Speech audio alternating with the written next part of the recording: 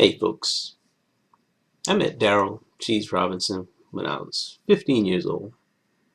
He was my hall counselor during the Clemson Career Workshop in 1985. He might have been the head counselor that year. Then again, maybe not. That's fuzzy to me now. But if he wasn't, it sure seemed like he was. His room door was always open, and he was always in there speaking into someone. Older students, younger students, didn't matter. He was dropping knowledge and dropping it for the masses. So he oozed charisma, charm, confidence. His voice was smooth, soothing, like a counselor. He was a very refined brother. Now he told us, though, that he was from the country, Lumber City, Georgia, in Telfair County, population 1,284. And nobody believed him because he was so smooth. But why would anybody pull your leg, man, about being from the country? If you're going to pull a leg, man, you tell them you're from New York, something like that. Now, I was from Ellery, South Carolina, in Calhoun County, population 671. He was as confident in himself as I was unconfident in myself. So I believed him, and I believed in him.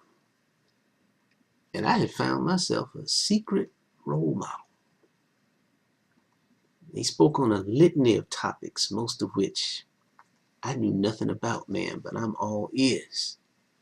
He's talking about Malcolm, Martin, Malcolm versus Martin, Malcolm and Martin, Huey, Ed, Fred, H-Rap, Eldridge, Angela, Gil Scott, the spook who sat by the door. These are classes in Cheese University. He dropped knowledge on all facets of our history that was far beyond our classrooms. And he always did so with passion, eloquence, and unmatched grace.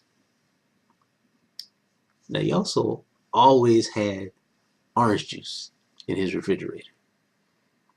When I'm 15, only thing I loved more than storytelling, man, was cold, refreshing orange juice. So I was always in his room and was always up in his orange juice.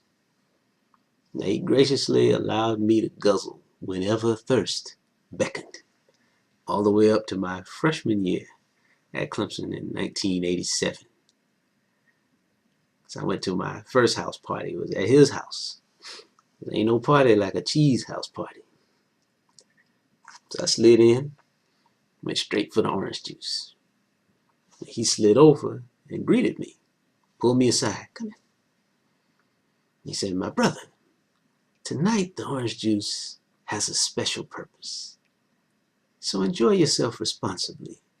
Do not let the bruhs see that you are guzzling their chaser. So I nod, yes, cheese. But it was a long time before I understood what a chaser was and why it was. That wasn't my scene, man.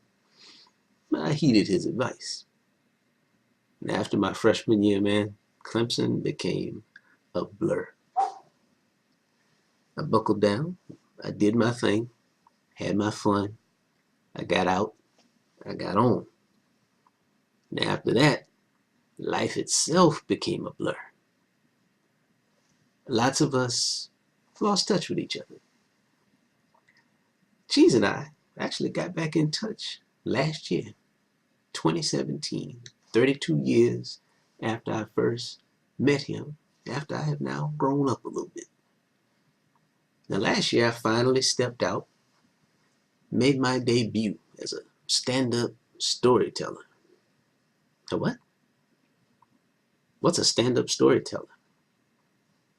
Well, this stand-up storyteller fuses rap, poetry, oration, teaching, and singing into this one art.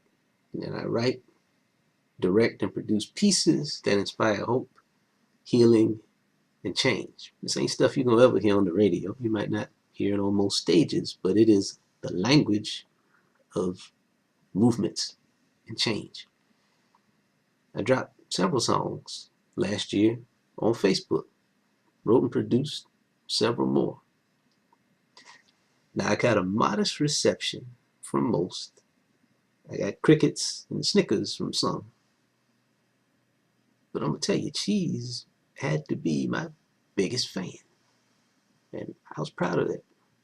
Now he wasn't a cheerleader, mind you, because this is Cheese. He would tell me publicly, with that eloquence, what my stories told him, taught him, showed him. And he would often be the first or second commenter on every post.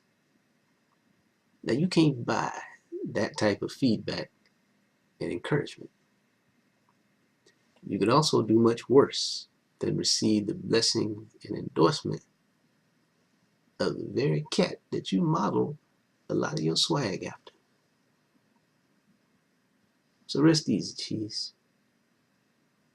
You'll be missed, but you'll be remembered.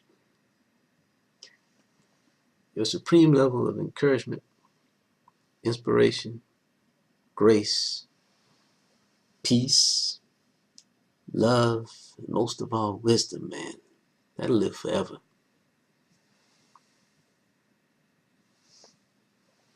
Selah.